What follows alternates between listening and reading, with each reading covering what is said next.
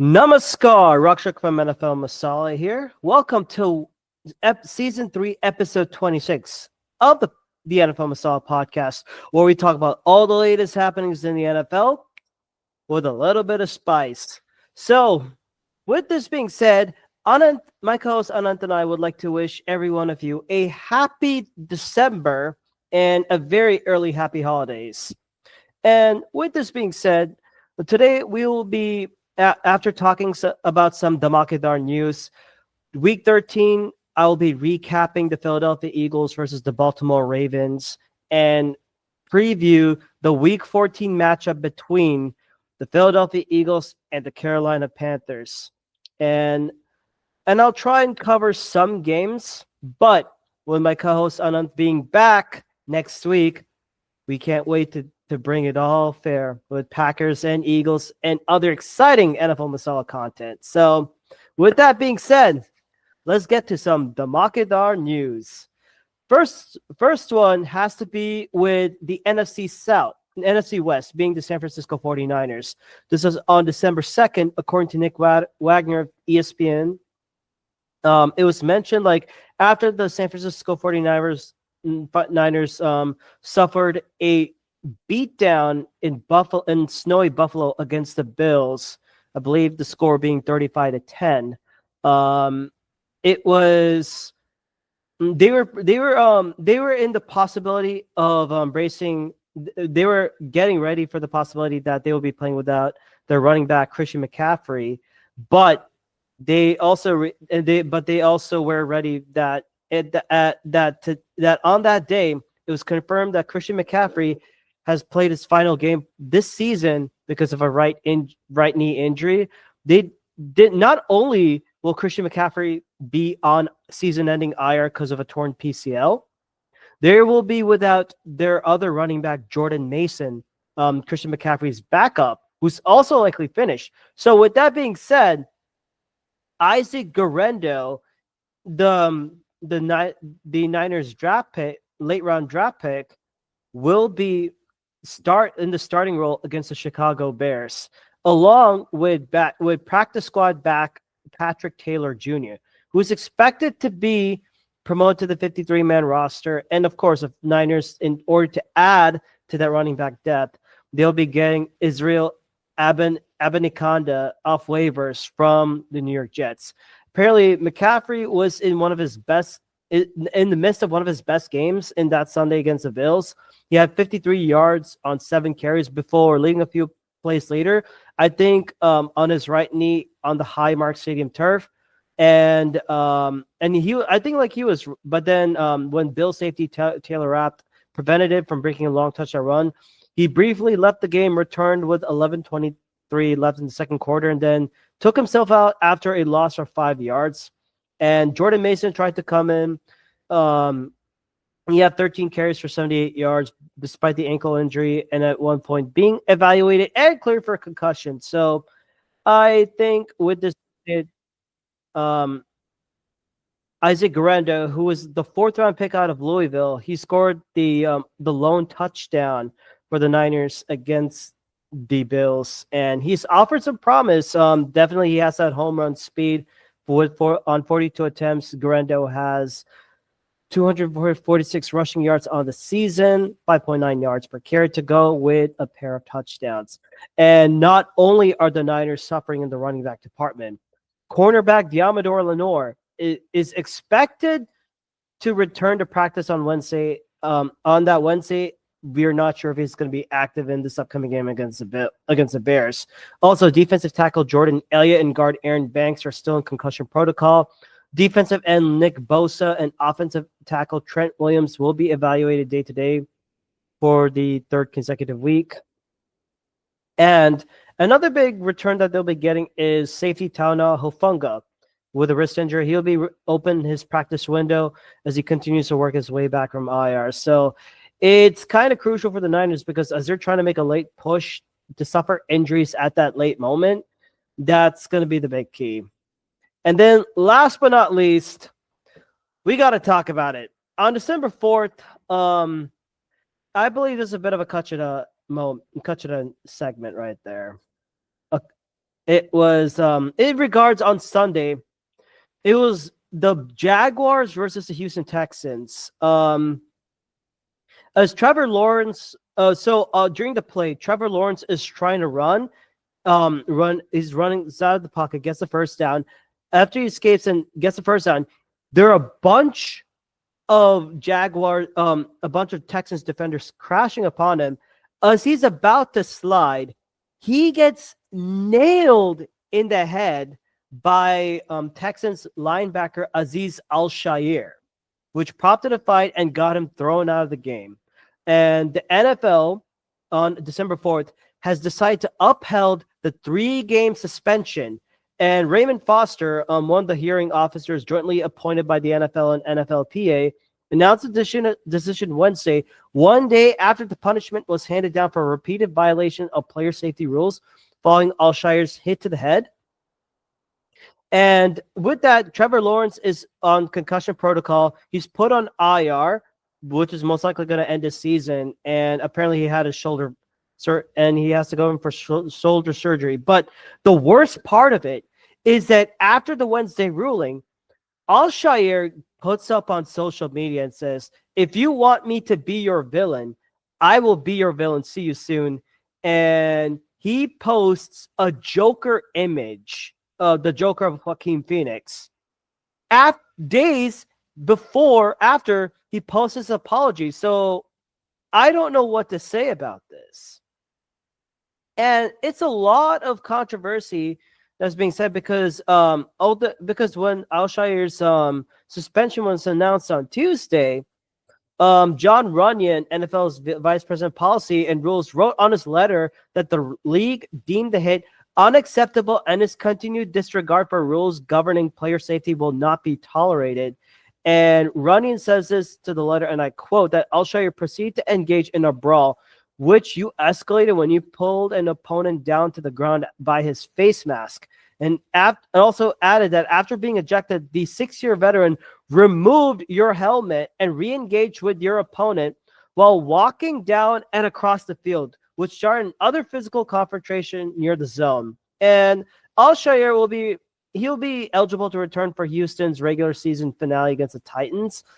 But just when you need it, I mean, with the way that Houston has been struggling so far this season while trying to secure the AFC South division lead, having a guy like Al-Shaair pull up some kind of shenanigans on this, especially a late hit, which is spurring a lot of controversy on the Trevor Lawrence slide in late.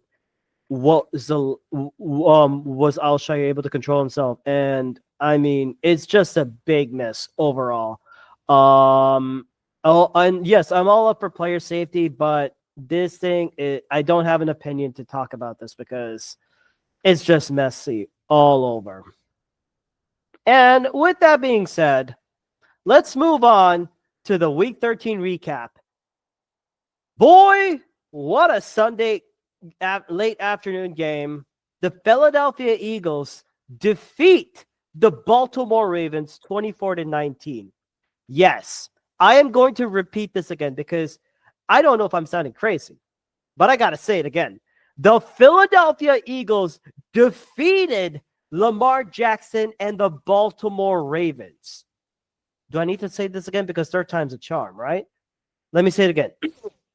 The Philadelphia Eagles, who were bashed by the media, by all sports entities saying, like, are they pretenders because of that streak, that winning streak that they had, because of their of how ineptitude a coach Nick Sirianni can be on his decision play calling, because of Jalen Hurts not throwing the ball too much and just relying on Saquon Barkley. Yes, and the Eagles have facing cupcake opponents, and that defense being so vaunted as number one.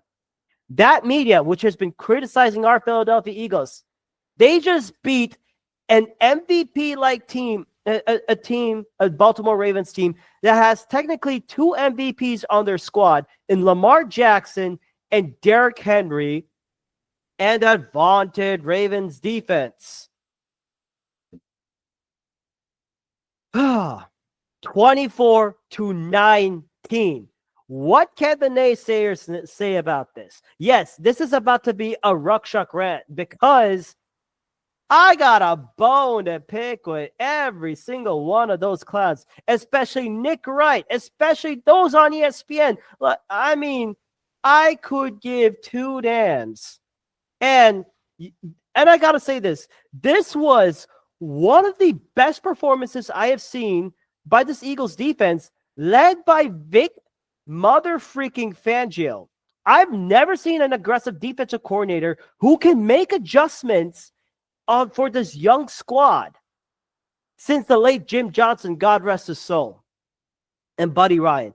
I have never seen a defense that plays with so much hunger. They go after the ball. They're playing swarm mode. When I talk about swarm mode, after when the Eagles, like last year, I've seen Eagles rely so much on like the veterans. It's like, oh, let me try and make a solo tackle and whatnot, and they keep on missing shit. I have never seen a young squad with a mix of good veterans and young studs that just want to be on this team. They see a Ravens target get a catch. They're all swarming around him to make a tackle to not allow any big explosive plays. I am so, pardon my French, fucking proud of this Philadelphia Eagles team. And if you want to talk about adjustments, take a look at this. The first two drives into that game, the Ravens had 9 points, 15 plays for 133 yards. Since then, they have allowed only 3 points on the next 8 drives. And by those drives, I have to talk about 53 plays to get 66 yards prior to that garbage time touchdown. So basically, it was 0-9. And this Eagles defense only allowed 3 points until late in the fourth quarter when it's all too late. And you want to know and I'm about to spit some knowledge right here. Did you know the Ravens averaged, like prior to this game, the Ravens averaged 29.9 offensive points per game and 426.7 total offense yards per game. After this game, prior to garbage time, we just held the 12 points and 302 yards. How incredible is this? And I said, and you know what? I am happy to have been wrong, because when I did the preview last episode, I said Lamar Jackson is gonna roast us. It's gonna be one of those games that the Eagles lose, and I wouldn't mind, because Lamar Jackson, he's 23. Before this game, he was 23-1 against the Eagles. I'm like, oh no, that's fine. I mean, I don't care if he lose that game, because guess what? We can focus on the next one, and it'll be a bounce back. I just want this team to compete. You know, when we held Lamar Jackson, yes, he had himself a good game, because him going into scramble Superman mode, his stats, and I quote, 23 for 36, 237 yards, 2 touchdowns, 3 sacks. And he had 8 rushes for 79 yards. And he had the long 39-yard run near the end of the game. And even in garbage, and you want to know this thing? The Ravens' lowest points total this year was 16 when they scored against the Pittsburgh Steelers, when they lost 20-16. And their lowest yard was the 329 they gained on that road game. Even with garbage time, Lamar Jackson was held to his 4th lowest passer rating this season. And his passer rating is 101.3. You want to talk about a soft-ass defense? Not this Eagles defense. And it was pretty good. We held Derrick Henry to 19 carries and 82 yards. Yes, he got and he didn't get a touchdown at all. He didn't get any rushing touchdowns. He didn't make any super big plays. He had to earn it. And he was sometimes dropped for losses, and I will talk about that pretty damn soon, because I believe Derrick Henry's run for MVP got dethroned by one play, which I consider a Masala moment of this game. I mean, Yes, there were times in which the Eagles offense, when they were not clicking at all, the defense held its own and they forced the Ravens to earn each and every yard in play. I am saying that again because you need to talk about this. And we got it. And when they held them, I mean, Justin Tucker. We'll talk about Justin Tucker later, but Lord, this is a game which I never thought I would see about Justin Tucker. But back to the Eagles defense. And I want to drop some stats again, because I love talking about them. The Eagles, they had limited their opponents to fewer than 225 passing yards in 8 consecutive games for the first time since doing so in 9 straight games in 1997. This is according to Brandon Lee Gowton. Another one. I talked about the 12 points scored by the Ravens as the lowest total at half in the game started and finished by Lamar Jackson before the garbage time. And the Eagles, and this is also a good one by Shane Haff of the Eagles Pinpool Network, NBG, and Bleeding Green Nation. The Eagles just played their best passing offense by DVOA since the 2007 Patriots, while missing 2 defensive backs and held them to 12 points, excluding garbage time. Incredible. And during that time, Sidney Brown was out of the game and Reed Blankenship. Reed Blankenship was out with a concussion, but I mean, the backup and Tristan McCollum stepped up. And you want to know who stepped on the defense? Yes, we were facing them without Brandon Graham because that edge position, I was worried so much. I don't think I need to because, good Lord, the draft class that Howie Roseman created, especially with those Georgia boys up front, and Jalen Carter, Jordan Davis, and linebacker Nakobe Dean. Goodness gracious. I fucking love this unit so much. And if you want to talk about my defensive MVP of the game, Jalen Carter, he is a game wrecker. And I want to say this, and I'm going to call out the referees, the ones in the pinstripes. I think they need to get tested for blindness, or they need to be tested on drugs, because for almost 4 plays, Jalen Carter was being held.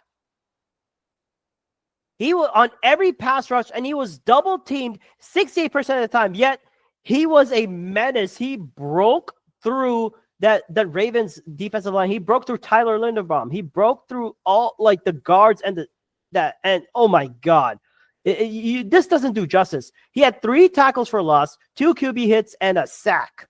And I gotta share a couple of slides, a couple of points with you. This is from the NFL Masala notes, courtesy of Shane Haff. And I think this is very important. Jalen Carter being double teamed on 58.1% of his pass rush attempts on this game. And because of this, guess who also stepped in? Milton Williams, who's having himself a heck of a season. 5 pressures from the one-on-one matchups. He leads all defensive tackles this season with a 14.8% pressure rate. In the Eagles' last 3 games, first 2 drives forced 1 punt and 6 drives and surrendered 24 total points. Rest of the game, 12 punts and 2 turnover on downs on 24 drives and surrendered 33 total. And the Ravens entered this game with the most, and this is the most egregious, they entered this game with the most offensive holding penalties. They held Jalen Carter every time, and they were flagged 0 times. Goose egg, nada, donut. That's criminal right there. That is criminal. But it's not only that. I got to talk about my boy, Nolan Smith. From the edge, he stepped up and had himself a hell of a game. Yes, especially with Brandon Graham being out. We had to ask Nolan Smith, or not only ask the fans, we're hoping that Nolan Smith, Josh Sweat, Jalen Hunt, hell, maybe even Jeremiah Trotter Jr. But those 3 alone, especially with Jalen Carter and Milton Williams and Jordan Davis doing their parts, they went after it. Nolan Smith had himself a game. 8 tackles, 3 pressures, and 1 sack. I mean, it was a well-designed play. And another one, I got to admit, Jalen Hunt and Zach Bond both shared a sack on a crucial 3rd down play which was what led to one of Justin Tucker's missed field goal kicks. But I also got to talk about the secondary. Zay Flowers, who was the leading target for the Baltimore Ravens. I have the stats on my phone. Zay Flowers led all Ravens targets with 7 targets, 3 receptions for 74 yards. And guess what? When he was facing against the rookie from Toledo, Quinyon Mitchell, he found himself in Guantanamo Bay. 2 targets, 0 catches, and 2 forced incompletions. Quinyon Mitchell is that guy. And yes, it was a rough day for Isaiah Rodgers, the Young's cornerback, who is replacing Darius Slay at the moment. But he did hold on his own against the pass attack. And I want to talk about another one. Chauncey Gardner-Johnson, when he has returned home to the Philadelphia after 1 year with Detroit, he's become more of that vocal leader. And there was one crucial moment after the Ravens scored the touchdown. He rallied the defense and told them, hey, we can play better. We can change this mindset. And he's been balling out ever since that Tampa Bay game. And it is, I don't know. Yes, without the vocal, I mean, we have Zach Bond being like the play leader. And then, I'm just so damn proud. And I want to talk about the Masala play of the game. And I'm pulling this from Bleacher from Bleeding Green Nation. Let me mute this really quickly. This was, I believe, the most important play of the game. Lamar Jackson at the beginning. This is a 3rd and 10 after the Eagles take the lead, 21-12. Lamar Jackson is in shotgun formation. You have 2 wide receivers on the right, 1 on the left. Running back is right there, Derrick Henry, Mark Andrews. And the Eagles are playing cover 2. They're playing a cover 2 defense. Basically, Chauncey Gardner-Johnson somewhere like over there. And Tristan McCollum is playing back. Rodgers, Quinyon Mitchell. I'm like saying, oh my God, why are you playing soft? Cooper DeJean is right there. You just don't see him yet. And the one thing I like about Vic Fangio, he's swiftly changing. He's like, oh, am I going to move this guy back and make it cover 3 right there? Or like cover 3 like in this formation or that formation? But like as the play begins, this is what happens. Lamar Jackson looks, he steps back to pass. Everyone is covered. So I'm moving back, looking, steps back. Guess what? I believe Sweat or Hunt is crashing or Nolan Smith, one of the edges of the Eagles, crashes the left side, forcing Lamar Jackson to step up. There's another Eagles interior defender coming right there. And then guess what? Jalen Carter's right there taking on the double team. He's just waiting in case Lamar Jackson moves and he could just break through Tyler in the bomb. And this does? This forces Lamar Jackson to stay in the pocket and force a check down to Derrick Henry. And Justice right there. Cooper DeJean is right there. Throws it. Guess who's waiting for him? 1, 2, 3. 3 Eagles defenders are right there. But this guy, keep an eye out on Cooper DeJean, the rookie cornerback from Iowa. He's right there. And yes, oh my God, he's gonna pull off a truck stick. I mean, guess what happens? Boom! Hits him low at the waistline, proper tackle, and tackles him just for a 2-yard gain. And almost everyone in the stadium was yelling, "Coop!" This is nuts. Derrick Henry, how do you let a rookie corner in Cooper DeJean make a play on you, boy? Oh, whew. And they were like cooling him down. And then, of course, CJGJ, he'll try and pull up a song like Cooper DeJean. He's not a safety. He lock you up. You're number 1. Cooper DeJean. I mean, CJGJ, you got. I need you to connect with me on Instagram because I need to get that single, man. But oh my lord, I am just impressed by this rookie. How in the hell does he do this to an MVP leading candidate in Derrick Henry? He and Saquon Barkley are one of the two favorites, other than Josh Allen. I mean, look at this play again. I still can't believe it. Lamar Jackson checks it down. This is where Derrick Henry would stiff a guy down and send him to the shadow realm.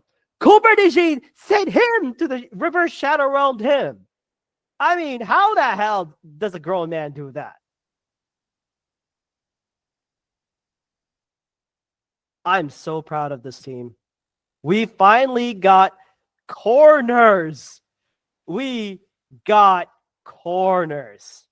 And I mean, and talking about Nolan Smith, he is up to 4.5 sacks in 12 games after only having 1 in 17 games as a rookie. He has 7 QB hits in the last 8 games.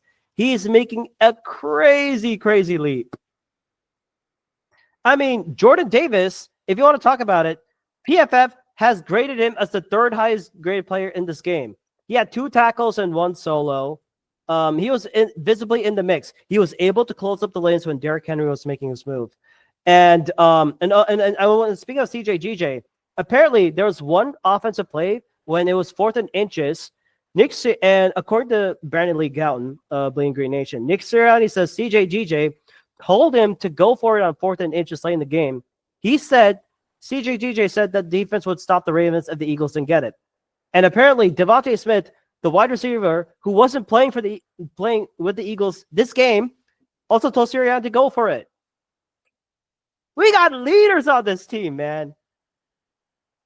And I mean, and then like after the game, and then after this play, Tristan McCullum had to fill in for Reed Blankenship throughout the game. McCullum did not look lost. He played himself a game. He almost had an interception on that 4th and 8. Although it was ruled an incomplete, I think it was a smarter play because the field position really helped out. And I mean, oh my goodness, I am so freaking proud of this team. Like on defense, Quinyon Mitchell, Cooper DeJean, and I cannot forget about Zach Bond. Howie Roseman, please extend Zach Bond. He had 13 tackles, 1 sack on 3rd down that forced a Justin Tucker missed field goal try, 1 tackle for loss on 3rd down, 1 QB hit, and 1 forced fumble. And by the way, the Eagles defense had forced 5 fumbles, and they didn't get any because the Ravens recovered it because of luck, I would say. And it was Zach Bond and Jalen Hunt that both got the half sacks each. So I mean, just insane.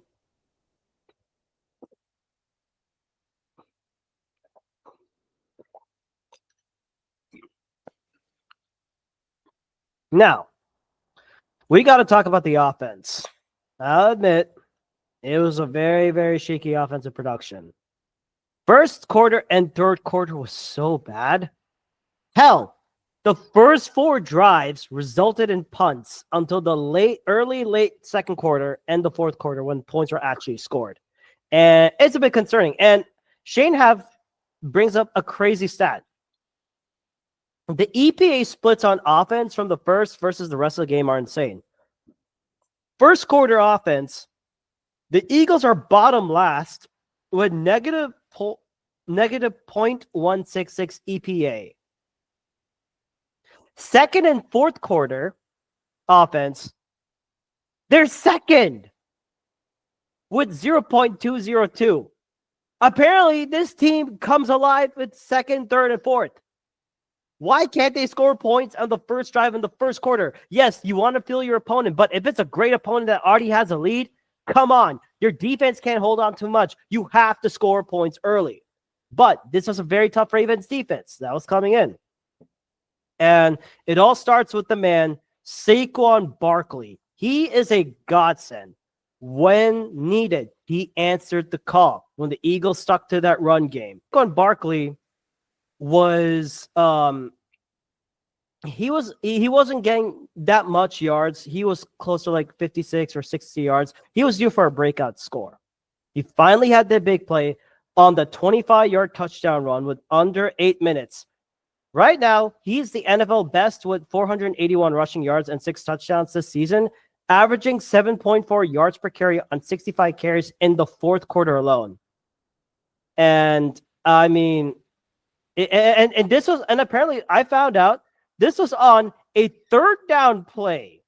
Like when they decide to run the play, and I think this was like and also on that, and also on a 3rd and 7, Saquon Barkley, when he was able to lower his shoulder on a 3rd and 7 to convert that first down, he just got it. And yes, he's going to have competition with Josh Allen for the MVP. But I think there may be a good chance he could become the Eagles' new franchise single season rushing leader soon as next weekend, because he is behind Wilbert Montgomery with 512 rushing yards, 1,512 yards, and LaShawn Shady McCoy with 1,607.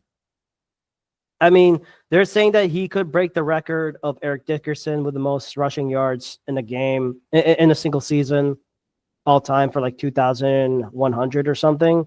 But Saquon Barkley says, like, yeah, I could get the rushing record, but all I need is the win. And let's talk about another thing. It's looking to be a bit of a concern that the passing game has been a little shaky. Yes, there was no Devontae Smith, but there was an opportunity to take advantage of a very bad Ravens pass defense, who is also missing their top pass rusher. However, Jalen Hurts, he made the plays that he could. He could only muster 112 net passing yards.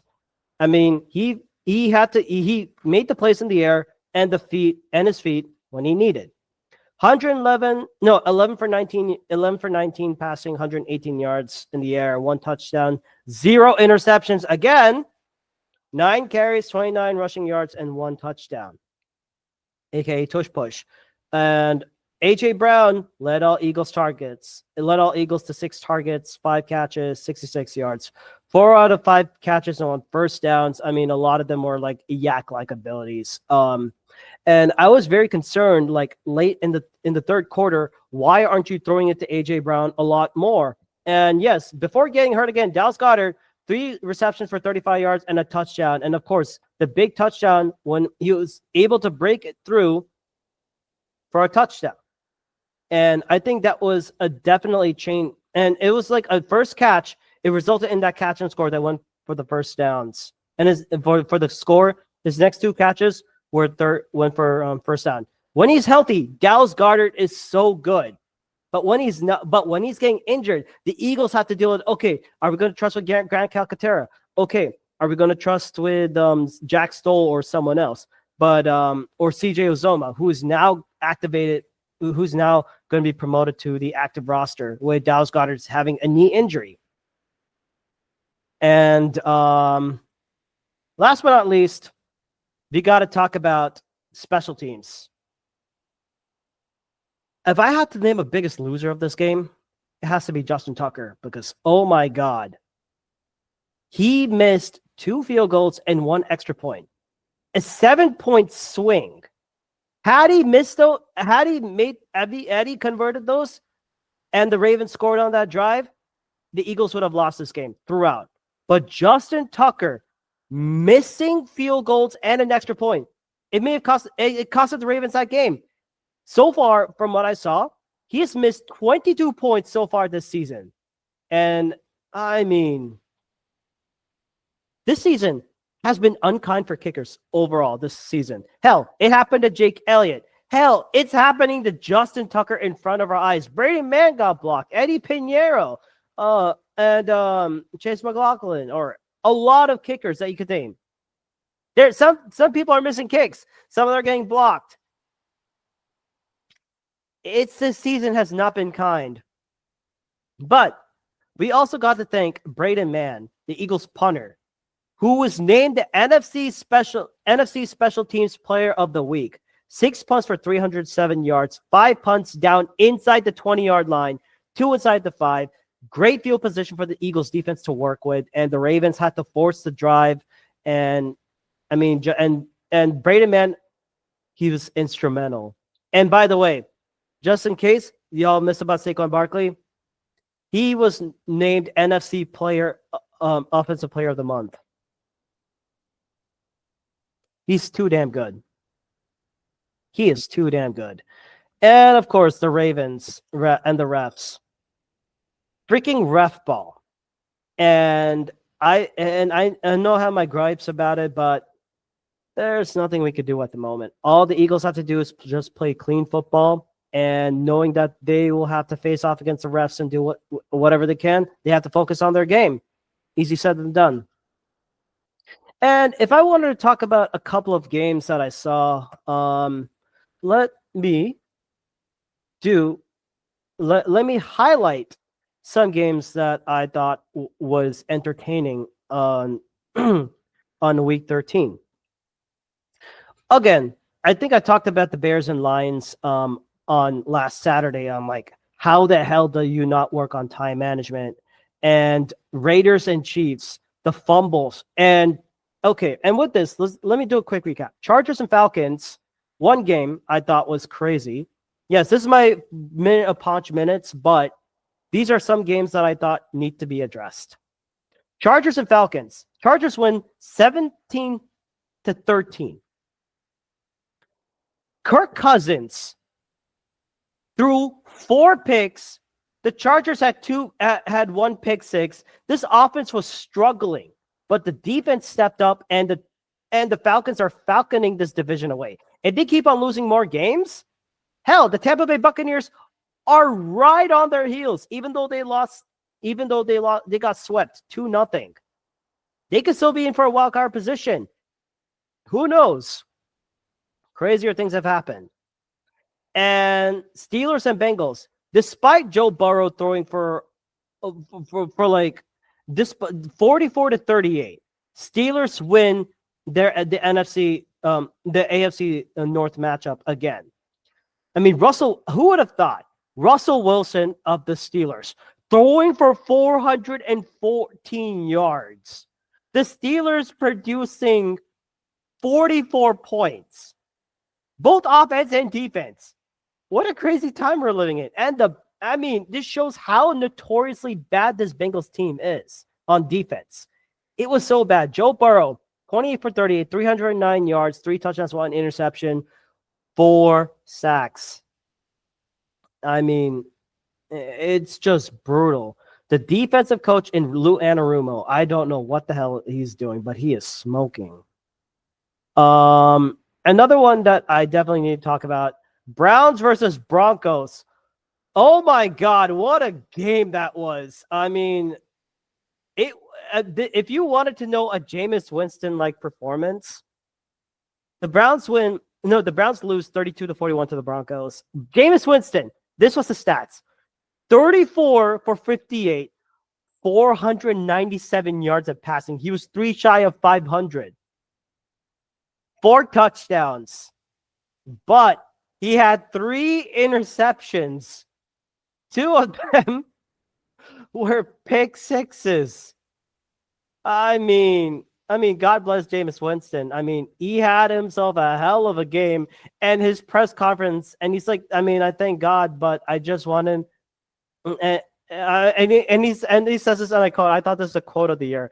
I know I'm better than this. I'm just praying for the Lord to deliver me from success. I mean, just when the Denver defense was like getting folded by the Winston pass attack, they came up and answered 2 pick sixes when the defense delivered. And what a revenge game for Jerry Jeudy, ex-Bronco receiver, now with the Browns. He had 9 catches for 232 yards, the most in the NFL history by a receiver against his former team, and a touchdown. And Bo Nix had himself an okay game. 294 yards of passing, including a 93-yard bomb to Marvin Mims Jr. for a 93-yard touchdown. And he also threw 2 picks. So the Broncos are entering the bye week with the 7th and final playoff spot in the AFC. The Broncos have a 76% chance of making the postseason. That's insane. A rookie's leading that. Hell of a game. So these were some of the games I wanted to highlight. I could talk about the Texans and Jags with that dirty hit and how Mac Jones had to enter the game and struggled. I could talk about the Colts and Patriots for a little bit. How Anthony Richardson leads a game-winning touchdown and a 2-point conversion to make it 25-24 after trailing. I could go more into detail, but right now it was another crazy weekend because with this, it's coming closer. And as Scott Hansen of NFL Red Zone would like to say, this is the witching hour where wins become losses and loss becomes wins. And those that are aiming for the playoff spot loses their spot, or those that are about to lose their spot can make the playoffs. Something like that. Because right now it's week 14, and on Sunday, the Philadelphia Eagles will be facing off against the Carolina Panthers at home at the link. Now, I could say the T word. Trap game. It could happen. Crazier things have happened in the NFL. This Eagles team is facing a Panthers team that is gaining momentum even in losses. And the Eagles have a chance to clinch the playoff berth with a ton of scenarios.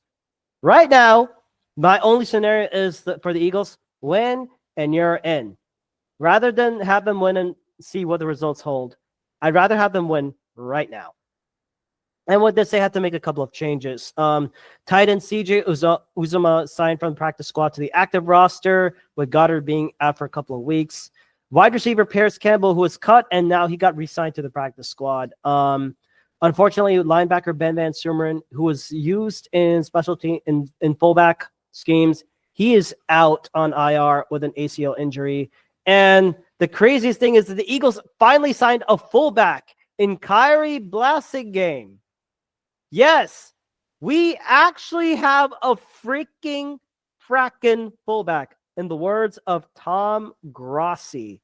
Isn't this fun?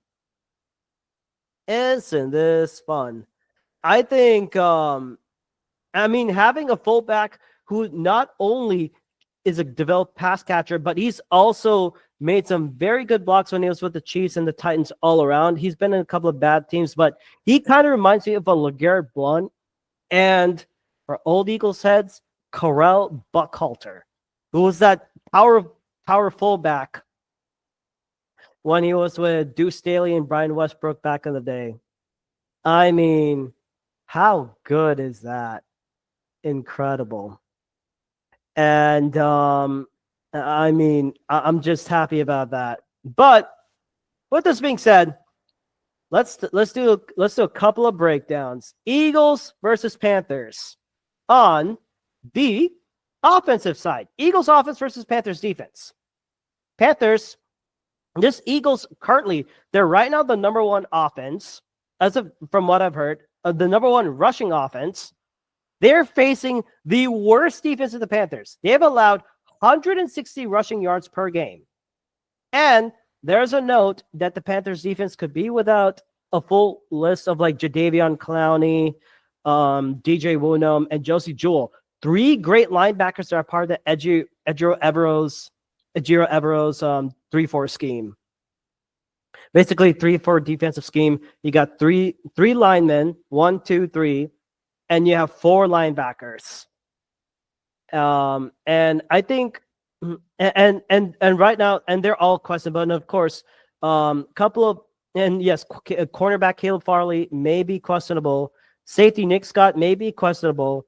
And it looks like everyone is questionable. So looks like Sunday will only be getting a full account. And they're going to be without their big linebackers, Shaq Thompson, who is a 10-year veteran starting linebacker. He had 35 tackles in 4 games. Very effective. Derek Brown, he's done for the season since week 1 with a torn meniscus. With a meniscus injury. And also safety Nick Scott, he has his 21-day window open from IR. He's been one of their best okay safeties at the moment. But with that being said, if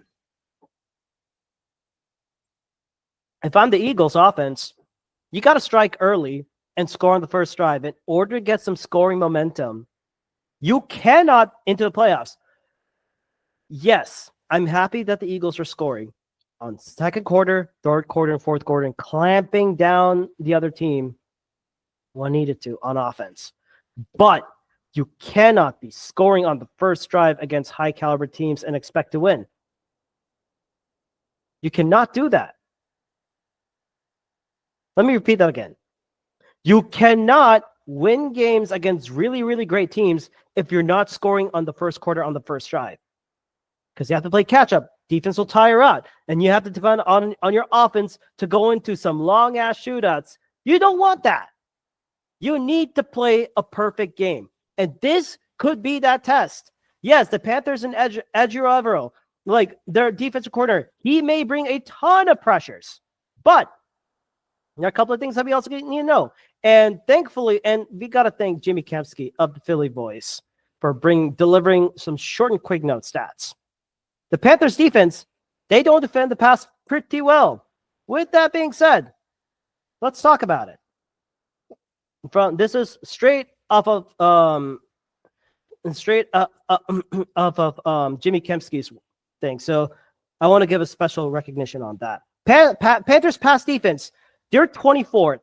They're 29th in DVOA. They've allowed 225.3 passing yards per game. And yards per attempt, 7.2. Bottom. That's like a bottom 5 team. Passing touchdowns, passing first downs. It's bad. I mean, yes, they've been playing complimentary football so far. I mean, they, like in the last 2 games against the Chiefs and the Buccaneers, Panthers defense have been pretty okay, but overall, they're still bad.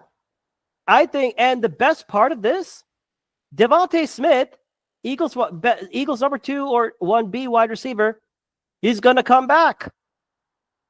Devontae Smith will be he said that he'll be playing this week after missing the first 2 games with a hamstring injury.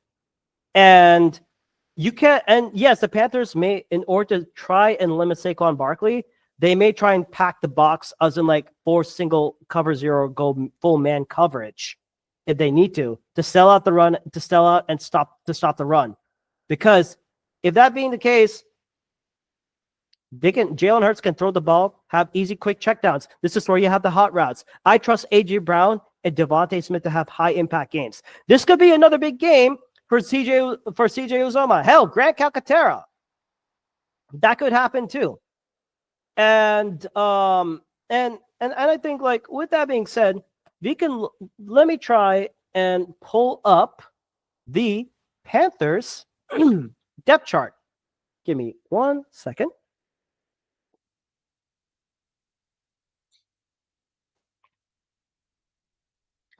And like on the other note, even if the Panthers decide to bring in a lot of pressure just to stop the run and like go all out blitz on that, I trust this Eagles offensive line to basically hold off, and Jalen Hurts needs to be smart. If he recognizes, there's going to be a check, if there's going to be a blitz, go to the check down immediately. Or because Saquon Barkley, he could do it all. He's been like the best option so far outside of AJ Brown, outside of fast, swole Batman and skinny Batman, and AJ Brown and Devontae Smith. I mean, it's no coincidence that like Jalen Hurts can put up like 200, 300 yards per game, but he's passing. But he doesn't need to do that because if no one is able to stop the run, no one able to stop Saquon Barkley, who can? I mean, let's talk about their defense. Ashawn Robinson, left defensive end, Shy Little, and LeBron Day. Okay, not too bad. But their linebackers are taking a bit hit. Some of them may not be able to play. Their corners in Xavier Woods and JC Horn, they're okay. But I trust Devontae Smith to beat his fellow SEC rival in JC Horn. Maybe we see JC Horn on AJ Brown, and AJ Brown may go off for a big game. And if the Panthers are that bad, there's one area of the field that the Eagles can attack, especially with those linebackers being limited. Middle of the field, This is where I think Kellen Moore can unveil all of the playbook. Just straight up crossers, mesh routes, show some variety. Like, hell, if you have a plain salad, throw some damn masala on it. Spice that sucker up. That's all I gotta say. I mean, offense has to be well aware that the Panthers will try and sell out again. But they need to score first and put the Panthers offense on a panic mode. Because hey, that's what they have to do. And this will be a great litmus test for this Eagles team. Yes, how do you face off against trap games? Because that shit cannot happen. Eagles defense against the Panthers offense. Now, couple of key notes you got to take into account. Bryce Young has been playing very, very well since he was being benched for Andy Dalton. In the Bucs game, he almost threw for 300 yards, and he hasn't thrown a pick in the past 3 games, which I think is incredible. And if you want to talk about a stat, like the past couple of games, against the Bucs, 26 for 46, 298 yards, 1 touchdown, 1 sack. And the loss against the Chiefs, 21 for 35, 263 yards, 1 touchdown, 0 interceptions, sacked twice. Against the Giants, which was a Munich game, it was a win. 15 for 25, 126 yards, 1 touchdown, 1 sack. This key, what I'm talking about, is that, yes, Dave Canales is now letting Bryce Young and saying, hey, yes, we know that we have a lot of work to do, but guess what? Play with no restraints. What we're going to do, we're going to try to help Bryce Young and this offensive line a little bit more. We're going to run the ball more. Chuba Hubbard. Yes, and Miles Sanders, ex-Eagle, now with the Panthers, if he's able to come back from IR or from like any injury report, he should be able to play. Maybe he'll want himself a good game. And there's a note that Jatavion Sanders, another target, could be back. And we'd also take a look into Jalen Coker and Xavier Legette, the other two wideouts. Yes, Coker and Legette are hurt. They're not doing so well. So you could be looking at Xavier Legette, Adam Thielen, David Moore, and yes, Tommy Tremble, Jonathan Brooks, Raheem Blackshear, and Chuba Hubbard. But do not underestimate Bryce Young's ability to scramble. But this is not any other ordinary Eagles defense that they're facing. As of now, according to Eagles Twitter on Threads, this is their defensive ranking since week 6. They're first in defensive points allowed per game, 13.4. First in total defense, 241.3 yards per game.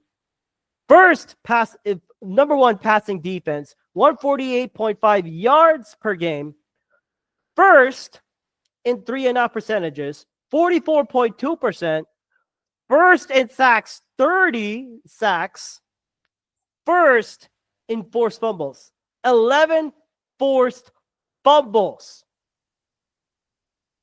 Because they got one of the best defensive coordinators ever, Vic freaking Fangio. He is drilling his team to play better every single day. And it's like, hey, no, that's not gonna be it. You're not gonna relax on Monday. We're gonna get our asses to work because we got some areas that we can try and improve on. Because you cannot sleep on the Panthers. The way that they've played hard against the Chiefs and the Bucs, two playoff contenders. Bucs being a potential one, Chiefs trying to repeat for a Super Bowl and struggling so far. They almost beat the Chiefs. They tied the Chiefs before Pat Mahomes did his thing. They almost won in overtime if Chuba Hubbard doesn't fumble the ball. And they don't stop and Bucky Irving. I mean, that is just insane by this defense. But they do have some injury concerns. This is according to Dave Zangaro and Elliott Shore-Parks. Reed Blankenship and Sidney Brown are going to be out for this game. So the Eagles safety room takes a hit. Yes, it sucks. But the Eagles have always believed in that next man up mentality. So alongside with Chauncey Gardner-Johnson, it looks like Tristan McCullum will be called up to play safety and to play this free safety role, which he's done pretty good so far. And with Darius Slade coming back, he will be paired up with Quinyon Mitchell most likely, or they could do something and try this thought experiment and try this out with me. They could still keep Isaiah Rodgers, Quinyon Mitchell, like as they've done for the past couple of weeks, and keep Cooper DeJean in the slot, because Cooper DeJean has also played safety back in college. So they could try moving back to safety, make a 3-4 look, and have Isaiah Rodgers play the nickel corner. They could do that. Or they stick with the usual three, Isaiah, Cooper, and Quinyon as the corners. And alongside with Tristan McCullum and CJ Gardner-Johnson, I heard that Avonte Maddox is taking snaps at safety. Yes, Avonte Maddox, who was targeted twice. And yes, Nelson Aguilar dropping catches. Thank you, Aguilar memes, for that. But it's a bit of a concern. Bryce Young could target those deep routes. This is going to be a big test for Tristan McCullum. For Chauncey Gardner-Johnson, he also has to play backup too. So maybe we see Eli Ricks come into play. Maybe we see Keely Ringo come in a package. Or as my guys from the Soup Boys pod, I want to give a special shout out to Cozy, Rico, Twizzy, and Coach. They said, hell, get Jalix Hunt, who's one of our edge rushers, who used to play safety in high school before he went as a defensive to an edge rusher. Move him back over there. I'm like, are you kidding me? I don't know about that. I literally don't know. But to help out that secondary and that safety portion, here's what the Eagles need to do. Number one, they have to stop the run. And the biggest one I'm going to look at, the biggest target, is Chuba Hubbard. He's carried the ball 189 times, 919 yards, and 7 touchdowns. 6 in the NFL in rushing yards. Number 1 being Saquon, 2 being Derrick Henry, 3 Josh Jacobs, 4 Jahmyr Gibbs, a.k.a. Sonic, Kyron Williams of the Rams, and Chuba Hubbard. And I think, and if you look at how the Washington Commanders beat us in 2022, they were able to control the clock and shorten the game by running very early. This is a game in which Jordan Davis may have to play more than 25 snaps. I think he has to be there present to stop those run attacks from Chuba Hubbard. Maybe we could see some jet sweep motions or special QB draws in which Bryce Young could run from the right or to the left. But hey, Bryce Young has faced off against Jordan Davis before. Jordan Davis has seen it. Nakobe Dean has seen it, because it is an Alabama versus Georgia matchup all over again. Don't forget that. And hell, Nakobe Dean. Maybe you have Nakobe Dean as a spy and have Zach Bond play coverage, or Nakobe Dean blitzes, because he's been pretty good at that too. And hell, don't forget, Nolan Smith at one of the edges. So, but then again, this is an underrated Panthers offensive line, which is looking pretty good. Left and Ikem Ekwonu, Damian Lewis, Cade Mays, Robert Hunt, and Taylor Moton. From left tackle, left guard, center, right guard, right tackle, respectively. If I want to say Ekwonu from the left tackle side, he's been very solid in the run game. But I think like what needs to happen, the Eagles have to get to a big lead early, force the Panthers to a couple of 3 and outs. If they can get that lead, they force Bryce Young to pass more than run the ball, I think we could see a lot more sacks and some turnover worthy plays.